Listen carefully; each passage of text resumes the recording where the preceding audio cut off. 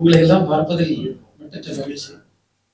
ஏனென்றால் இந்த இனிஷியேட்டிவ் ஆரம்பித்த நேரத்தில் டாக்டர் தானம்மாள் அவர்களும் அதுபோன்று அன்புக்குரிய தம்பி சரவணன் அவர்களும் அதுபோன்று என்வாரன்மெண்ட் டிஃபென்ஸ் ஃபண்ட் சார்ந்த உயர் அலுவலர்களும் என்னை சந்தித்து பல முறை பேசினார். தொடர்ந்து அவர்கள் நம்முடைய அன்புக்குரிய தொழில் முனைவோர்களை பல்வேறு கட்டங்களில் அவர்களுக்கு பயிற்சி அளித்தது மட்டுமல்லாமல் அவர்களை பல இடங்களுக்கு அழைத்து சென்று எப்படி இந்த பால்வளத்துறை அல்லது நம்முடைய கால்நடை பசு வளர்ப்பை ஒரு சிறந்த முறையில் செய்ய முடியும், அது சார்ந்த உபப்பொருட்கள் தயாரிப்பு, தீவனம் தயாரிப்பு போன்றவற்றை பற்றியெல்லாம் அதற்கான ஒரு உரிய அந்த இடங்களுக்கே சென்று அவற்றை நேரடியாக பார்த்து ஒரு பயிற்சி பெறக்கூடிய வாய்ப்பை ஏற்படுத்தி இருப்பது உண்மையிலேயே பாராட்டக்கூடிய ஒன்று. இங்கு தமிழ்நாட்டை பொறுத்தவரை நிறைய பால் உற்பத்திக்கான வாய்ப்பும் இருக்கிறது. பால் உற்பத்தி இப்போதும் இருந்திருக்கிறது. இந்தியா உலகத்திலேயே பெரிய பால் உற்பத்தி செய்யக்கூடிய நாடு என்பது இங்கு பலரும் சொன்ன கருத்து. எனக்கு தெரிஞ்சு அதுல ஒன்றும் பெரிய பெருமை இல்லை. நான் ஜிடிபி வளர்ந்ததுல நம்பிக்கை இல்லை, அதை ஏற்றுக்கொள்ளாது. காரணம் பார்த்தீங்கன்னா அந்த ஜிடிபி பற்றி ஒரு மீட்டிங்ல ஒரு சர்ச்சை நான் அங்க பேசினேன். நம்ம ஜிடிபி எப்படின்னா பெரிய பெருமையா பலர் பேசுறாங்க. நான் யாரையும் பொலிட்டிக்கல்ல பேசல, உங்களுக்கு புரிய வைக்க வேண்டி சொல்றேன். இங்க எப்படின்னா நம்ம ஒரு இருக்கக்கூடிய ஜிடிபி ஒரு 10% நல்ல ஹை இன்கம் குரூப்பை நம்ம ஒதுக்கி வச்சுட்டோம்னா 60% ஆஃப் த இன்கம் போயிடும். அதுக்கு பிறகு இருக்கக்கூடிய 10% எடுத்துட்டீங்கன்னா மீதி இருக்கக்கூடிய ஒரு 20% 50% போயிடும். அப்ப அதை எப்படி நம்ம விளக்கலாம்னா, இந்த ஹாலை வச்சிடுங்க. இந்த ஹாலில் நம்ம இப்ப 100 பேர் இருக்கான்னா, இல்லை 200 பேர் இருக்கான்னா, இல்ல 10% 20 பேர், 20 சீட்டை இங்க போட்டுட்டு நீங்க 60 க்ளோஸ் பண்ணிருக்கீங்க. மீதி எல்லாத்தையும் அந்த 60 40 தான் அடைக்கணும். 60 எங்க முடிஞ்சலாம், இங்க முடிஞ்சலாம். அதுக்கப்புறம் ஒரு 10% எடுத்தீங்கன்னா அதுல பாதி அடைச்சிடலாம். மீதி ஆளுக்கு உட்காரங்கள நிக்க கேடாங்க. இந்த மாதிரிதான் நம்ம ஜிடிபி. ஸோ இங்க நிறைய என்ன ஜிடிபி வந்தாலும் நம்முடைய சாதாரண மக்களுக்கு ஒரு சான் வயிற்றுக்கு உணவு, உடுப்பதற்கு உடையும், உறங்குவதற்கு இடமும் இன்னும் பெரும்பான்மை மக்களுக்கு கிடைக்கவில்லை என்பதுதான் நிதர்சனம். இத கிராமத்துக்கு போனவருக்கு தெரியும், போய்கொண்டிருக்க முடியும். நீங்க பச்சை தண்ணிக்கு மேல பாலுக்கு இல்லை. பச்சை தண்ணியில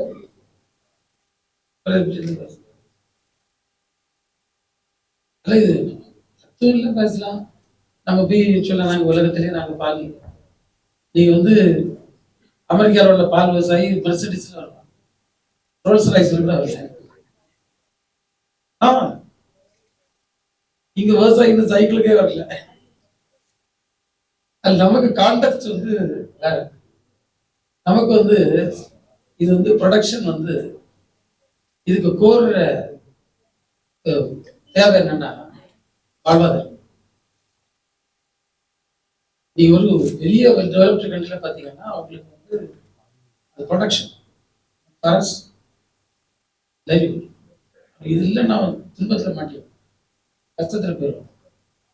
அவளை தாக்கு பிடிச்சு நிற்க முடியாது. விவசாயிக்கு அன்றாட செலவுக்கு பணம் அவர் ஏதோ கொஞ்சம் கிடைக்கிறது இதெல்லாம் அது நம்ம இது ரொம்ப ரொம்ப கேர்ஃபுல்லா இதை டீல் பண்ண வேண்டும் என்னுடைய ஒரு கருத்து. டாக்டர் தானம்மாள் சொன்னாங்க, நிறைய விவசாயிகள் ஃபீல்டை விட்டு போயிட்டு இருக்காங்க. இந்த ஃபீல்டு மட்டும் இல்லை, எல்லா அக்ரி ஃபீல்ட்ல இருந்தும் போயிட்டு இருக்காங்க. இந்தியா எனக்கு தெரிஞ்ச ஒரு பேலன்ஸ் இல்லாத டெவலப்மெண்ட் தான் போயிட்டு. நீங்க நம்ம முன்னால பாத்தீங்கன்னா நம்ம ஜிடிபி எடுத்துட்டாங்க. அந்த ஜிடிபியில பெரும் பகுதி ப்ரொடக்ஷன் செக்டர். அதுக்கு பிறகு கொஞ்ச நாள் மேனுஃபேக்சரிங் செக்டர் அதுக்கு பிறகு பாத்தீங்கன்னா சர்வீஸ் செக்டர் இது நேர தலைகீழா சர்வீஸ் செக்டர் டாப்ல இருக்கு, மேனுஃபேக்சரிங் அதுக்கு அடுத்தது இருக்கு, அதுக்கு பிறகு ப்ரொடக்ஷன் செக்டர். இது வந்து ஒரு நாட்டினுடைய செல்ஃப் சஸ்டைனபிலிட்டி ஒரு பெரிய சவாலுக்குள்ள கொண்டு வரும். என்னைக்காவது ஒரு நெருக்கடி வந்தேன்னா அன்னை தெரியும் இது கஷ்டம். நான் வந்து நாஞ்சில் நாட்டுல இருந்து வரேன். எங்க நாஞ்சில் நாடு வந்து நெற்களஞ்சியம். நெற்களஞ்சியம்னா நீங்க சும்மா இல்லை, கன்னியாகுமரி நெற்களஞ்சியம் வந்து தஞ்சாவூர் நெற்களஞ்சியம் இல்லை. இங்க அங்க தண்ணி தரலன்னா நீங்க இங்க விவசாயம் பண்ண முடியாது. இங்க அப்படி இல்லை, வருஷம் முழுசும் தண்ணி இருக்கும். முழுசும் 3 போக சாகுபடி. அன்னைக்கு தமிழ்நாட்டில் எங்கேயுமே கிடையாது. ஆனால் வருஷம் முழுசும் சாகுபடி நடக்கும். ஒரு சாகுபடி போட்டு எடுப்போம், அடுத்த சாகுபடி போட்டு எடுப்போம், அடுத்த சாகுபடி அவ்வளோ ஜாப்பல் நடந்தது. அங்கேயே விவசாயம் முடிஞ்சு போச்சு. விவசாயம் இல்லை. ஏன்னா நம்ம வாழக்கூடிய நாட்டில் இன்றைக்கு வர ஒரு லேண்ட் யூஸ் பாலிசி இல்லை. இல்லை, ஒரு லேண்ட் யூஸ் பாலிசி இல்லை, ஒரு ப்ராப்பர் ஹவுசிங் பாலிசி. எல்லா சின்ன மக்கள் நாடுகளும் சின்ன நாடுகளும் வந்து வெர்டிகல் டெவலப்மெண்ட்டுக்கு போயாச்சு. வெர்டிகல் டெவலப்மெண்ட்டுக்கு போறதுடைய நோக்கமே அக்ரிலேண்டை பாதுகாக்கிறது தான். நம்ம நினைப்போம் கோபுர முறை வீடு ரூப் கட்டி வச்சிருக்காங்க, ஹாரிசான்டலா விட்டு அங்கே ஒண்ணுமே இல்லாம போயிடும். காடு இருக்காது, வெட்லேண்ட் இருக்காது, ஒண்ணு இருக்கு. நம்ம என்ன வெர்டிகல் டெவலப்மெண்ட் பற்றி யோசிக்கவே இல்லை, ஹாரிசான்டல் டெவலப்மெண்ட் தான் போயிட்டு. ஸோ நிறைய நம்ம ரீஒர்க் பண்ண வேண்டியது. அதுக்கு எங்களை போன்றவர்கள் முடிந்த அளவுக்கு பல்வேறு தளங்கள்ல அதை பேசிட்டு குரல் கொடுத்துட்டு நாங்கள் இருக்காங்க. ஒரு பக்கம் அதுல நம்ம வந்து ஜிடிபி இருக்குது, ப்ரொடக்ஷன் இருக்குது. இப்போ இதை environment defence fund Kumaraguru college அவங்க டீம் வந்து நம்ம வரவராயர் சார் அவங்க பேசின விஷயம் என்ன, சஸ்டைனபிள் ஃபார்மிங். இதை நீங்க கவனமா எடுங்க. எப்படி ஃபார்மிங் ப்ராக்டிஸை லாபமா கொண்டு வர முடியும், எப்படி ஃபார்மிங் ப்ராக்டிஸை சூழலுக்கு உகந்தபடி கொண்டு வரும். 2 தான் கொஸ்டின். கேன்வாஸ் ஏதாவது நல்லது செய்யணும் என்ன இருந்தா, apart from the goals or curriculum what you have, you just focus on these 2 things. One, the slogan is sustainable farming.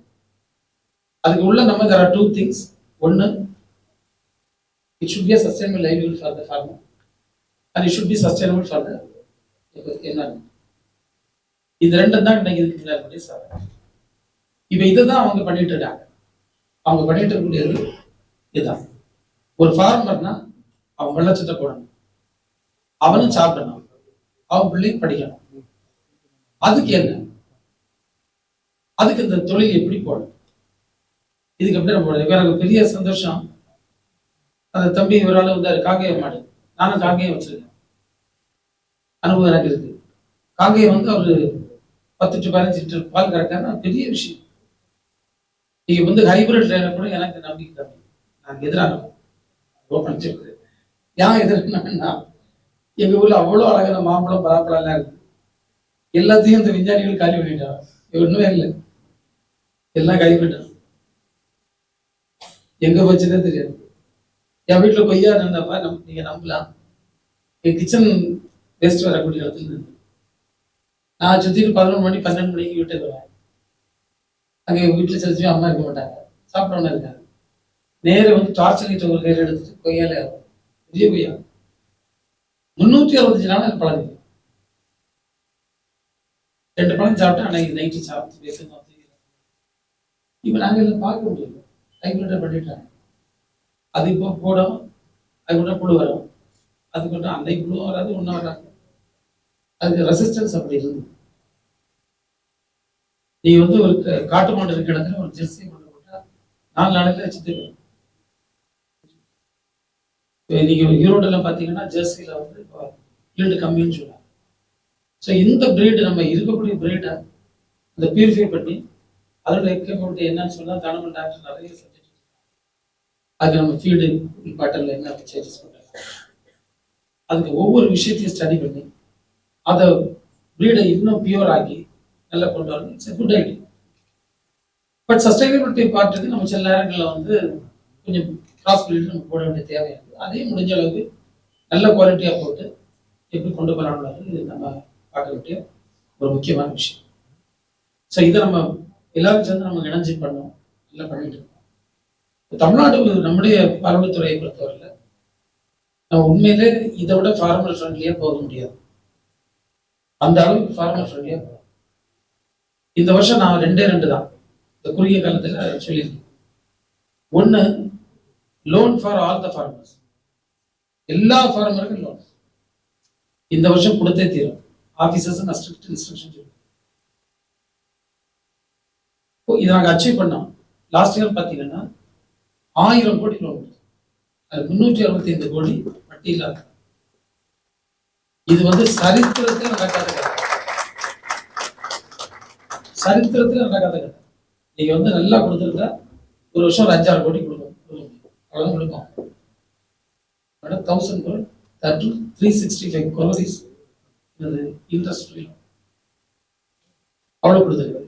இந்த ட்ரிப் கம்ப்ளீட் ஃபார்மரை கவர் பண்ண சொல்லுங்க. ஏன்னா நீ கிராமத்தில் போனா மாடு வச்சிருக்காங்க, தானமால் டாக்டர் 8 மாடு இருக்காங்க. 8 மாடுக்கு என்ன ஸ்கோப் இருக்கு? அவங்களே இருக்காங்க. நான் மாடு பிடிக்க போறேன், வாமா இத்தனை மாடு வச்சிருக்க? 2 சார். ஏன் 2 வச்சிருக்கவா? கஷ்டம் இல்லை, ஒரு 2 மாடு வச்சிருக்கேன், லோன் தந்தா வாங்குவியா? கண்டிப்பா வாங்கல சார்.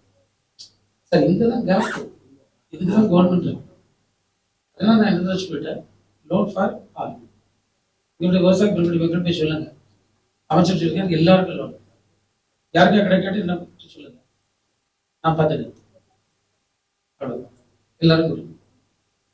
அதே மாதிரி நல்ல நியூ ஆண்டர்பிரினர்ஸும் கவர்மெண்ட் லோன்ஸும் பாருங்க.